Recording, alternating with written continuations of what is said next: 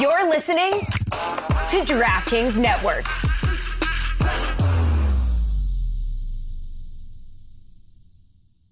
This is the Dan Batard Show with the Stugotz podcast.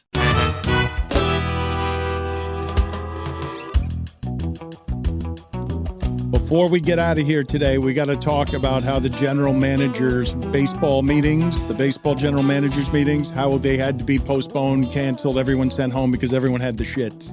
Don't let me leave here today without discussing that. Well, in baseball, you could say they had the runs. What was that off-mic laugh from the other room through soundproof doors? Somebody just... I'm making somebody laugh. A diarrhea joke. Okay, it's great. Go sit in the penalty box for that joke. I'm glad that you made one person laugh out there. We will get to Tony's top five in a second. I haven't gotten to Tony's tiers yet. He was working on that for hours yesterday. I don't know if the tiers are combined with the top five, but I am happy to report that we are now trending because we've been picked up by all the places that fight about these things. And so a conspiracy theory that Jets quarterback Aaron Rodgers did not tear his Achilles was asked by the Dan Batard Show. And it's quoting me saying, since he went into the darkness retreat, all he found in the darkness is I must come back hell-bent on beating science.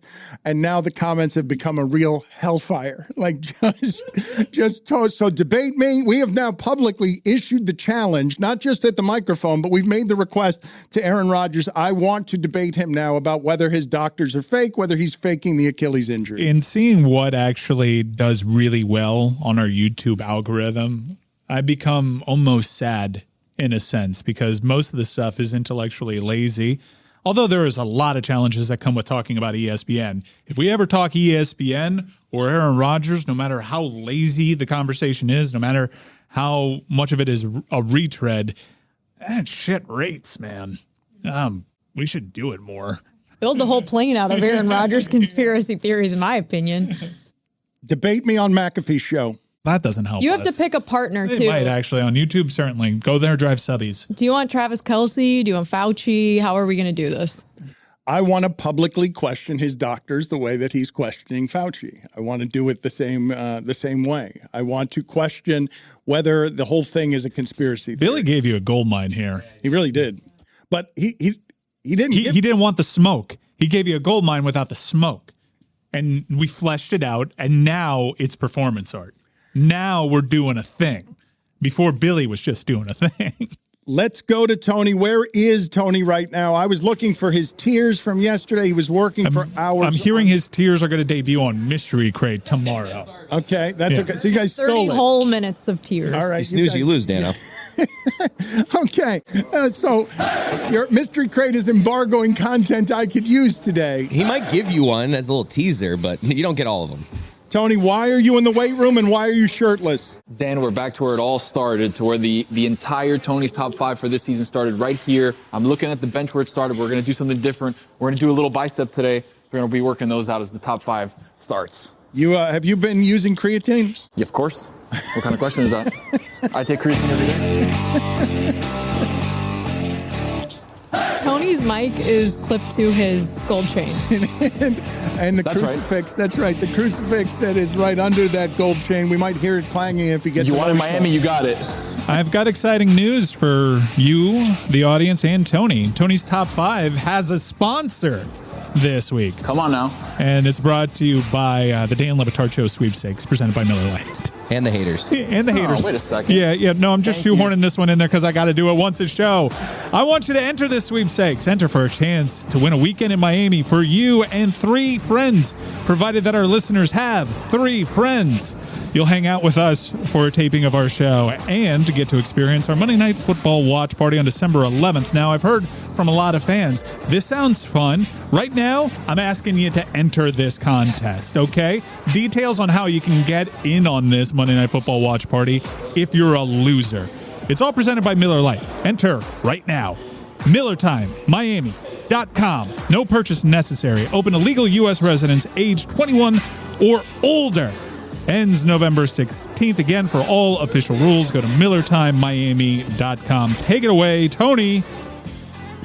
Thank you, Mike. Number 5, we'll start here. No OLI this week. Hold People on a starting to look at second, me at the Tony. gym. If I may, Tony, just real quick. Chris, are you thinking Yes. what I'm thinking, that he better pace himself, that he's going to be, even though that's a lightweight? I was thinking for top 5, it's a 5-pound bar. I mean, geez. It's a lightweight, but I think that 7 minutes in, he's going to be tired. Like, I think he's underestimating sure. the speed that he's going with. I think this is going to fall apart at the end. It's already burning, right? It's already burning. Even though, of course. Yeah. Of course. I've done 40 reps already. Don't stop. I'm exhausted. All right, go ahead. We'll start off with number 5. Sam Howell quietly having a really good season. Come on. Dan, he's number 1 in BTTs. You know what that means, Dano. Big time throws. Sam Howell's number 1. Better than Tua, better than Jalen Hurts, better than Patrick Mahomes, better than anybody is your boy, the commies, Sam Howell. God, this burns. A lot of turnovers, a lot of sacks, Tony. Those are bad things for a quarterback to have. Big time throws, I like them too, but yeah, he's going to fade. He's going to have a real problem here. I see a couple BTTs right now. Yeah, you like that? And it often burns after I see him. Number 4. Didn't know the names of his O-line. Didn't know the wide receivers' names. Didn't know the playbook. Didn't matter. All Josh Dobbs knew was he was getting that W. Josh Dobbs, the Pastronaut. He's having trouble. No, I'm good. Who, me or Josh Dobbs?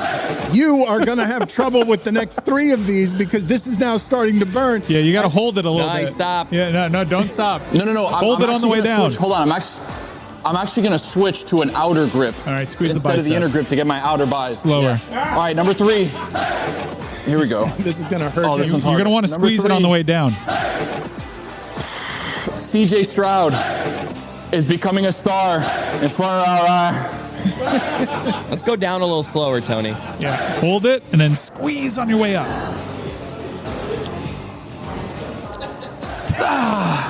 Number 2. Ravens beat 2 of the better teams in the NFC, 38-6 and 37-3. You know what that makes them, Dano? For real. A buzzsaw. Oh, a buzzsaw. Shout out to Stavi, baby. Ravens are looking good. Throwing a He's hurt.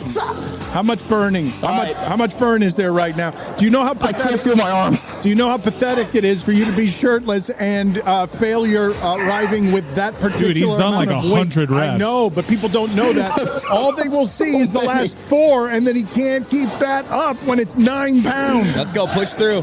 All right, hold on. I got my last one here. Feed me some. Yeah. Thank you. All right, number 1. Hold on, I need the iPad, John. You can't walk away with the iPad. Oh my God. Come on, John. You don't know your observations, though. Come on, John. It's a wordy one. All right, number 1. You know what the O in Dolphin stands for, Dano? I do not. The oh, come on! From the big dog when Tua ended the game with that lame duck pass and a fumble. The big dog, Joe Rose. He was right. That's Very Tony's top 5, boys. Here you go. Here you go. You want it? Yes, Here you let's go. Burn it out. Burn it out. That's gonna hurt tomorrow. He's gonna need Ben Gay. Yeah. Thank you, Tony. I can't lift my arms. Thank you, Tony. We appreciate you doing the hot Stugotz weekend observation. I'm sure he's lamenting that he's not here. Appreciate it. If you want his tears, he was working on that for many hours yesterday. Tomorrow on Mystery Crate is where you will find it. Can I update some polls here, please, Mike Ryan? Do we have somebody who's willing to update some polls for me? Chris Cody's going to do it. It's all brought to you by Dollar Shave Club. Epic razors, epically affordable. Find them in stores or online. We are trusting Chris Cody with the reading. That's right. Is wearing your underwear inside out a sign of bad hygiene? 86% say yes. I think it's a dedication to good coaching more so than bad hygiene. How do you mean? Mike McDaniel said that he used to go from like Sunday to Wednesday without showering because he was just, looking at the film, trying to scheme things up. And I think that coach is just dedicated to the craft to the point where I'm not going to shower. I'm not going to change my clothes. I'll just flip them inside out. No time for hygiene. If Jason Kelce was a forklift driver, would people think he was creepy? 65% say yes. That's a terrible take. What are we doing to forklift drivers? That was Billy.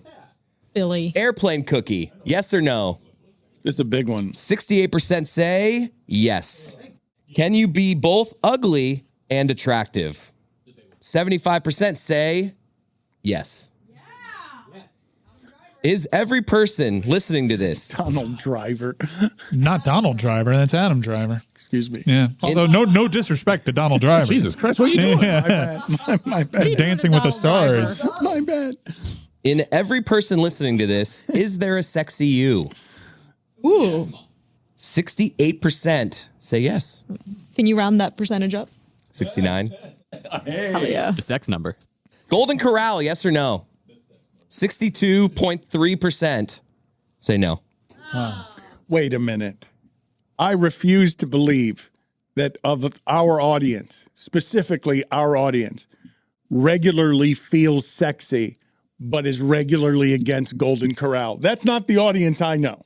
That's not the audience I've met. Those are not the people coming up to me regularly, confidently sexy and against Golden Corral. Those are not the people listening to this show. You think our audience is not feeling sexy but loves Golden Corral? Is that what you're saying? I believe that loves Golden Corral more generally than their own sexiness, perhaps. Yes. Are rats misunderstood? 57% say no. Those are the polls. That's good reading by you. Oh, I forgot one. Are you aware of $2 bills? 98 say yes. Hey, everybody, it's Mike Ryan. And one of the things that I like to do during the football season is bring friends and family together when my team is playing a road game. And hopefully it's against an in-state rival the next time I do this so I can trash all my friends with their team's trash performance. Usually, in recent years, it's gone the other way for me. But either way, fun is being had. And fun is being had because Miller Lite is involved. From kickoff to the final whistle, I just don't go wrong with Miller Lite. It's the only light beer with a taste worthy of our national obsession. And I hear the feedback. Many of you think I'm too obsessed with my football team. I get it, but it's football. It's the best thing. And what happens when you pair the best thing with another best thing in Miller Lite? Happiness. So this season, crack open a light beer that hits your taste buds so hard, you feel it in your heart. Make it Miller time all season long. Get Miller Lite delivered right to your door. Visit MillerLite.com/Dan, or you can find it pretty much anywhere that sells beer. Celebrate responsibly. Miller Brewing Company, Milwaukee, Wisconsin. 96 calories and 3.2 carbs per 12 ounces. Don Le Batard. To get some golf ASMR. Stugotz. Oh, me. This is the Don Le Batard Show with the Stugotz.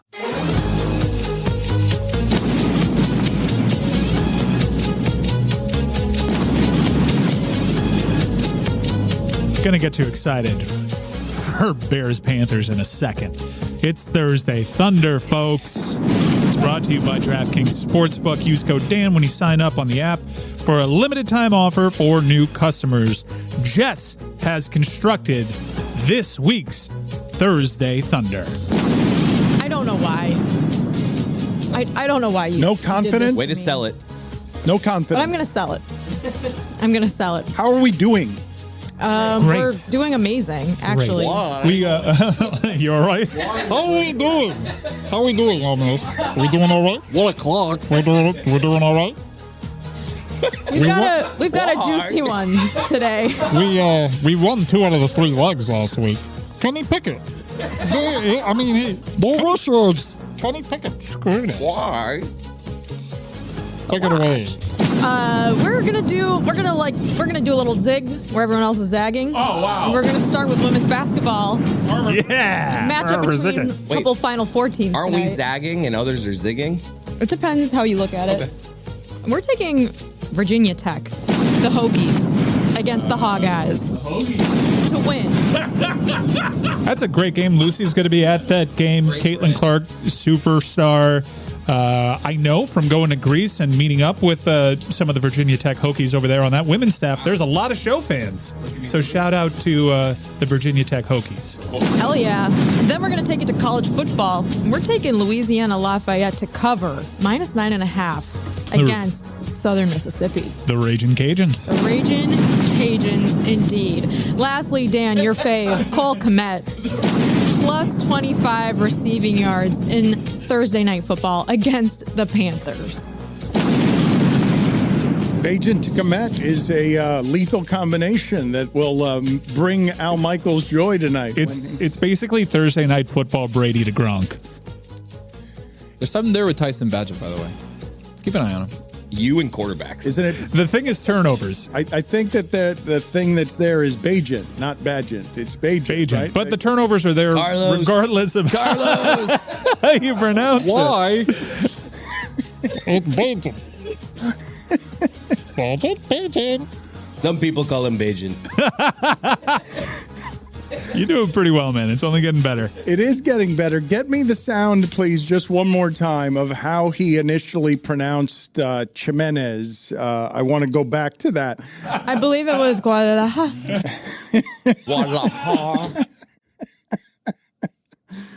We'll get to that in a second. But My now second favorite Dobbs. Major League Baseball canceled the remainder of its GM meetings after a virus impacted more than 30 executives. Now, more than 30, that's not like the clams. Like more than 30, that's a virus, correct? That's not food poisoning. That's got more than 30 has to be something. I was joking before that that's just an outbreak of diarrhea, but it can't be. You can't cancel your meetings over an outbreak of diarrhea. It has been reported by reputable reporters, Dan, that it is indeed a stomach bug. Are you going to call these reporters liars or COVID deniers? I'm asking You prefer if they were all shitting everywhere, like at the meeting? No, That's what's been Like there's a reported. line out the door. A stomach virus implies We don't cancel the meetings. shitting. Yeah. It Line. the virus means it probably wasn't foodborne. It may have been from people who are sick passing it on to one another in like a meeting or something. clams. But I'm not an epidemiologist. I just lived through the COVID-19 pandemic. Right, yeah. And continue to. Dave Dombrowski waddling toward a bathroom in a penguin panic and them having to cancel the meetings of a bunch of people in suits who were there to negotiate big deals. The idea that it would be the oysters is amusing. The idea that one GM's texting another GM and just being like, "Hey, are you shitting? Yeah, I'm shitting. Are you guys shitting? Yeah, we're shitting. All right, we gotta cancel this thing." Just thought about it. Kim Hain got out of being a GM right on time. She got to avoid this. There can't be a lot of precedent for big annual league meetings being, I mean, they shut it down. Do you realize what a foul experience for everyone at that hotel for them to shut down what is a major economic event? These are power brokers coming to town. They close down hotels. People fight over the ability to host these things because you're allowing power to come into your city, and all of it is going to the bathrooms in a rush. Pooping is funny, but, you know, the stomach virus does sound legitimately terrible, and I hope everyone's okay. But it was very funny when Steph Epstein tweeted that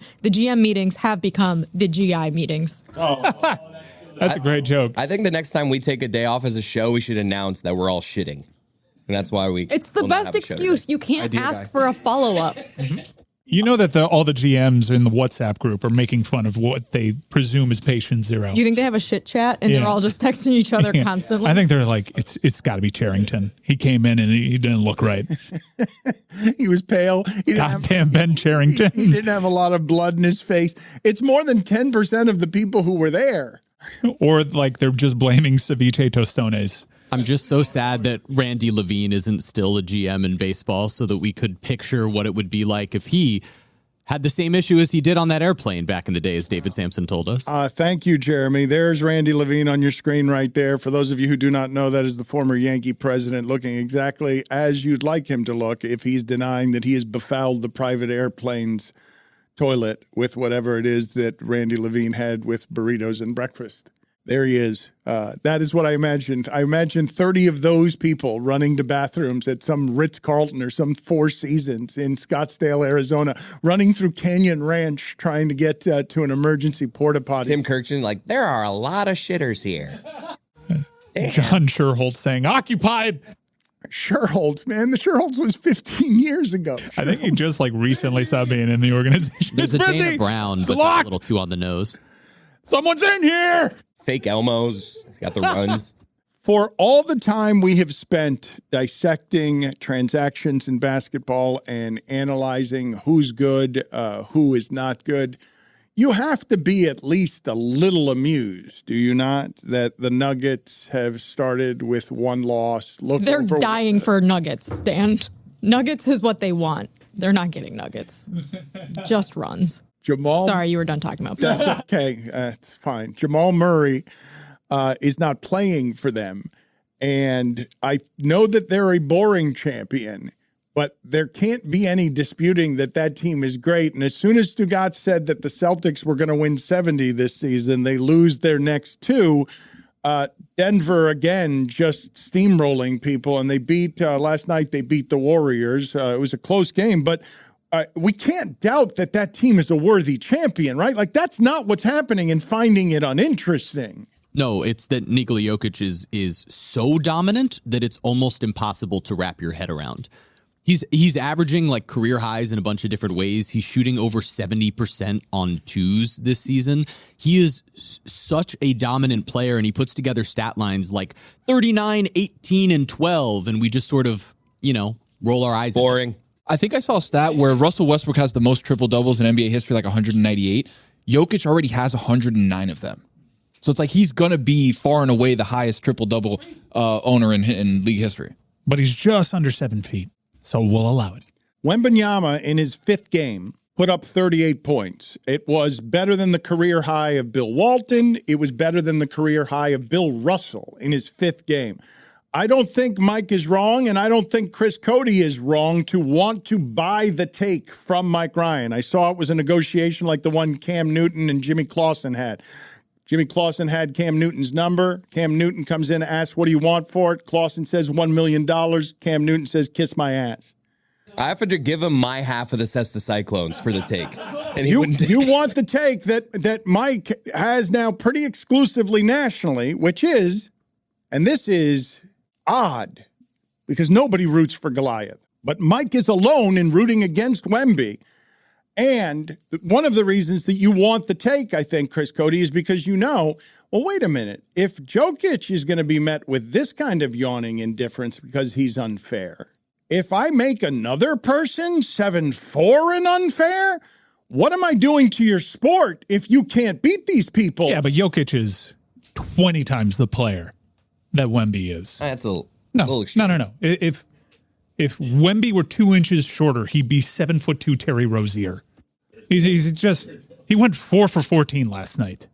He is a rookie. Mike, he's 19. I'm sorry, you're going to excuse 4 for 14 by saying he's a rookie? First game at the Garden. How old is he? Do I have his age wrong? Like, isn't he? He's still growing. Guys, is he not? Guys, he's taken number one, and he's cheered on by the masses because he's so tall, and it's unfair. You see that guy go up? It's unfair. Come on, He was born after the Marlins won their last World Series. It's not a good basketball player.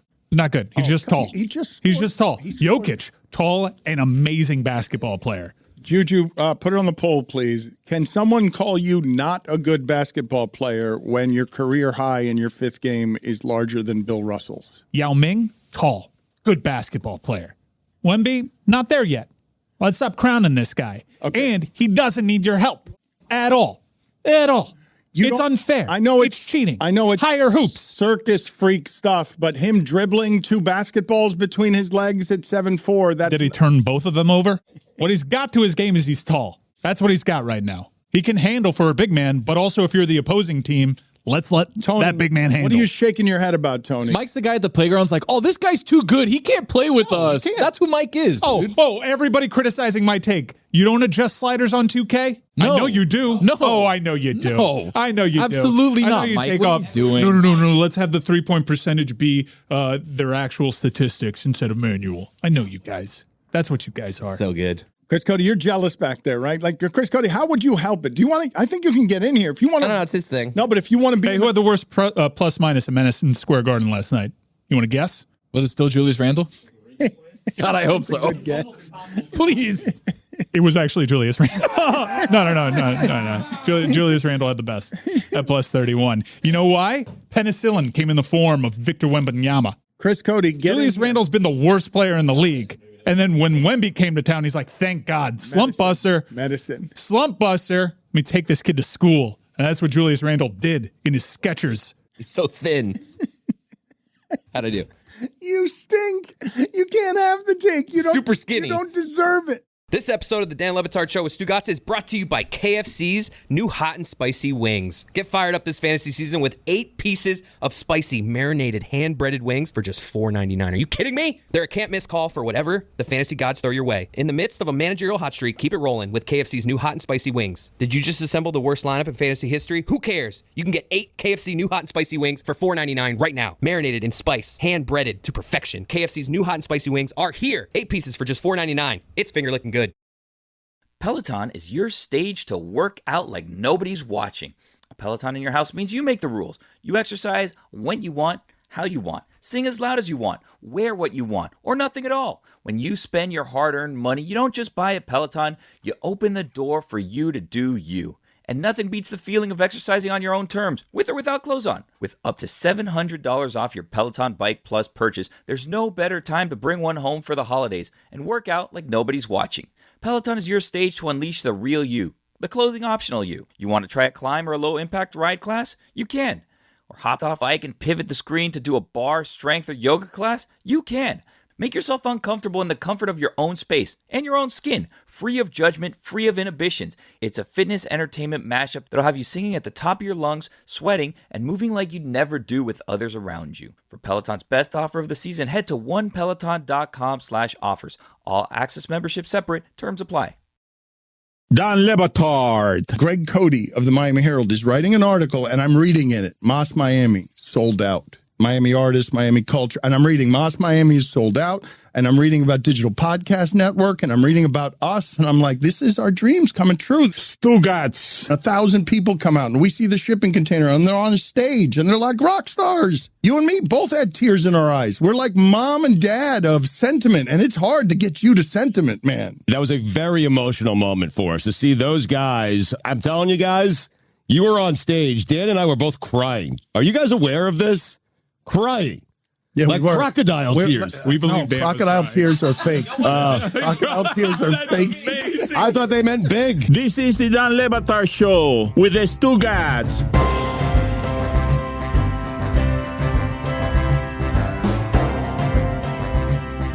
I gotta grab my list. Hang on. I'll read us this in a second. Sorry, guys. One sec. Hey, David. Hi, Mike. Oh, God. Adnan, what's going on here? Oh, Jesus Christ. I was ready, Mike, but I gotta get my listing. I mean, what's it? Horizontal. It's the landscape. I know, guys. I'm getting my list. I'm getting my list right now. Hang on. Oh, landscape. What the? Why? What is it with this guy? What is it? Notes? Your phone notes? Hang on. I have notes. How is it that we always start this way? Adnan's not ready. David Samson, of course, is maximum ready, but bored by Adnan's general sloppiness. Weirdly, Adnan on MLB Network as a broadcaster, and this I'm just learning about him. Adnan, as a broadcaster, is maximum polished, prepared, gives off stoic professionalism. You didn't watch Monday Night Raw. But he's a mess. Adnan's a mess. Like, he comes in here disheveled, careening, pinballing off of the sky. He throws half a muffin in his face. His hair is not groomed. Like, Adnan, are you dressing up in a broadcasting costume as part of your career, but it's not the real you?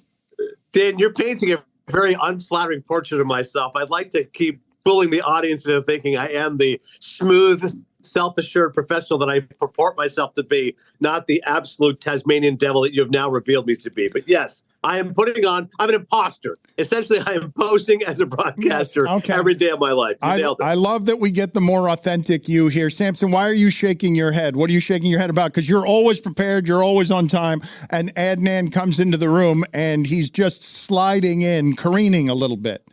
I was just trying to hear him because his microphone is so bad. Okay. Adnan, are you at the winter meetings? Tell me you have the shits. No, I just got back. I did not get to stay for the winter meetings, but I did talk to Dave Dombrowski today. Ben Sherrington had lovely conversations with the MLB executives. I'm back here in Secaucus, New Jersey. That's where the microphone, David. Unfortunately, I'm still on the road. If I'm back at home with the wonderful microphone that Mylar gives me, I'm good to go. But I'm on the road. What can I tell you? It's called the GM meetings, not the winter meetings. My bad. Fair point. I will be. Yeah, I will be at the winter meetings in Nashville in December, so that will be good too. I know Mike's excited about those. I mean, nobody cares whether you're going to be at the winter meetings. I do care about the virus going on in Scottsdale, but we are going to get to this week. Adnan and David Samson pandering to young people by doing the best, the top 5. I've already lost Jess. She's on the crossword. I saw it. And despite her screen protector. No, she was on the crossword. She's going to like this. This is pandering to Jess. It's top 5 movies between, 2010 and 2020, that decade? Yes. 2011 to 2020. Okay, Jessica, surely they will get you in. Number 11 is Jeremy Renner. Before we do this, though, I just wanted to ask both of you. I know we talked to Samson some about this yesterday, and I didn't know whether you guys had any disagreement here. We had a movement away from the high-paid manager. They're literally middle managers. They are an extension of the front office. They work for the front office. They've been taken. All of their skipper privileges have been taken. They are middle management. But Craig Counsell just broke the salary structure out of nowhere, $8 million a year. And Adnan, your thoughts there were what? Well, I was stunned by it, Dan, because, listen, I love David Ross. Full disclosure, former colleague at ESPN, lovely guy, smart baseball man. I think did an excellent job with the Cubs. 2020, they win a division title. 2021 and 2022, they divest themselves of their assets. So not much is expected of them. And then this year, I think they overachieved. The Cubs were in the mix for a division title. Yes, the September soon hurt them, but above average team, 83-win team, David Ross, and then he loses his job. Now he gets fired for Craig Counsell, and Craig Counsell is getting paid like Joe Torre was back in the day. I was stunned by the decision. I don't disparage David, and I don't dispute that Craig Counsell is a really good manager. But I'm stunned that they just throw David Ross overboard, a Cub guy who's been there 4 years, allows consistency, continuity to then get Counsell. And I'm shocked that Craig Counsell pulled that move on the Brewers. I love the Midwest. I just don't want Milwaukee. I'll take the $8 million a year from the Cubs. I was blindsided by it. What are you shaking your head about, Samson? I may be wrong. I think the Cubs signed that shortstop. What was his name again? Dansby Swanson? And didn't they sign Senga? I'm just not sure. I divested. They're not rebuilding. They got rid of Javi Baez, who is so overpaid. He's dreadful. They traded Rizzo, who was sort of over the hill and been fine with the Yankees. Chris Bryant, they let walk. This guy's a guy in the prime of his career. Now he's been hurt. Doesn't look like a good signing, but Chris Bryant's a former MVP, Rookie of the Year, still in his 20s. The Cubs were not keeping the core from that World Series team. Chris Bryant totally overpaid by the Rockies. We can agree with that. I would agree with that point. But the point is, he's still got a $182 million contract because he's expected to be a star player. The Cubs were letting a star player walk when, as you and I both know, they could sign that guy and chose not to. So David Ross was not being given the keys to the kingdom that one would expect from a team previously that was in the World Series. That's my point. I'd like to talk to you guys real quick about how you feel about the champion at the end of a baseball season, that not being the best measurement for who is actually best. No one would argue that being better over 7 games is a more meaningful sample size about what a measurement is of a team than 162 games. Now I'm playing the crossword. Can you guys? All right, let's do the movies. Number 5, Samson. The Descendants. Alexander Payne did this movie with George Clooney, Aaron Rodgers' ex-girlfriend. It is a movie that is about a man whose wife had an affair, had an accident, and George Clooney is a single dad trying to figure out the path that happened to his wife. And it is a movie that will get you, and it is rewatchable, filmed in Hawaii. Loved it. Alexander Payne's a great filmmaker, David. He's one of my favorites, and Clooney is fantastic in the movie. One slight quibble, the rewatchable. I've never seen it again. I've seen it once, never had the desire to watch it again. I'll disagree with you on that, but it's a good pick. I have the same emotion each time I see it. I've watched it multiple times. Number 4, Once Upon a Time in Hollywood. That is Quentin Tarantino's top 3 movie. If I had to do a top 5 Quentin Tarantino list, which I could do, but not on the spot. Brad Pitt. It is a movie that is the story. It's not really the story of the serial killer. It's more Quentin Tarantino's love affair with making movies. And there's not one bad scene in the entire 2.5 hours. I couldn't disagree more. When you say love affair, I would call it self-indulgent narcissism from Quentin Tarantino. Who cares about endless scenes of Margot Robbie looking at her feet and going into a movie theater? And it's just drones on and on. Tarantino's repeating himself. David, you already know the ending is coming. He loves these endings. He did the same thing with Inglourious Bastards. You know he's going to turn it on its head, and it's not to be what actually happened in real life. I found the ending predictable. I found it plodding at times. 2.5 hours. I don't think it's anywhere close to one of his top 3 movies. No way. It's weird, Adnan, hearing your criticisms of Quentin Tarantino when they can rightfully apply to Martin Scorsese films recently. No way. No feet in his movies. No Once upon a time, Mike, Once Upon a Time in Hollywood is much more plodding than Killers of the Flower Moon. We can agree on this. No, we can't. Okay, it's much more plodding than The Irishman. You can't tell me minute for minute you don't find that movie self-indulgent. I loved Once Upon a Time in Hollywood. I loved Once Upon a Time in Hollywood, and I think that both filmmakers at this stage in their careers are being a little bit more self-indulgent. You just find Martin Scorsese's self-indulgence a bit more palatable. Because that's your brand, Adnan. You have to say that about Scorsese. I can tell you that Once Upon a Time in Hollywood is not elite Tarantino, and it certainly shouldn't be in a top 5 list of the decade. He calls it his best film. Number 3. Pete Anderson calls The Master his best film, and that's not his best film either. So, I mean, the directors are sometimes myopic in their own views. Go ahead with your list, Samson. Number 3, Marriage Story. Never heard of this film. Marriage Story is with Adam Driver and Scarlett Johansson. No, I saw that. Sexy Adam Driver. It's a movie about a married couple and the fighting that they do. And I found it to be quite compelling as an example of how not to be married. I took notes and didn't exactly follow the script properly. It is quite difficult to watch, but important to watch for anyone who's in a relationship with anyone. Do not watch it with your wife. Great script. Do not watch it with your wife if you're like in any kind of a bumpy part of your marriage. Or during a pandemic. Yeah, don't watch that. Don't watch it as a couple. Excellent movie, though, David. I'm with you. Great script by Noah Baumbach. Number 2, Boyhood. Boyhood is a Richard Linklater movie that I'd never seen anything like this. He started filming the movie. It took 15 years or so to film it.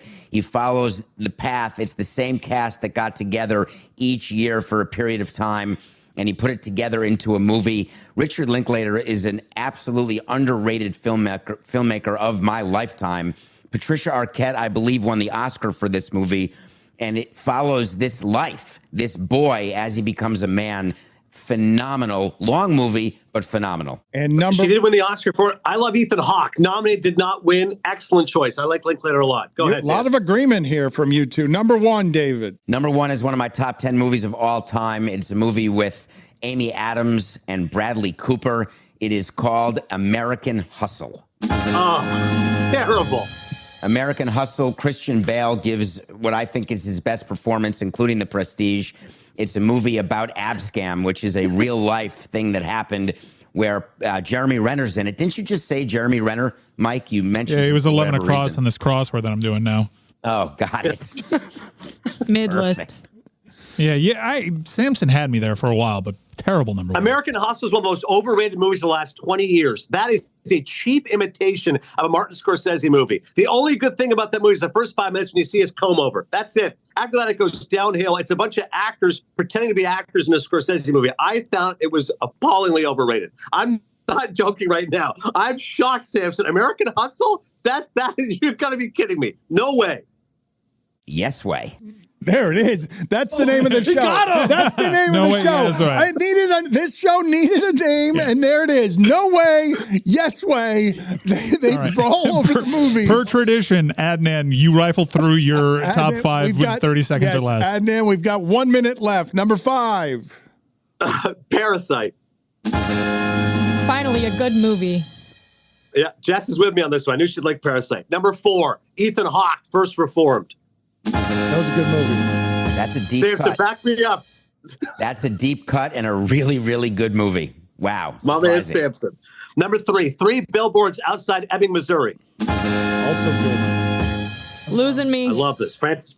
What was that, Jess? Nothing. Keep going. You're losing her, she said. You lost her. Okay, don't worry. I'm gonna get you all back right now. Number 2, Mad Max, Fury Road. Oh, come on.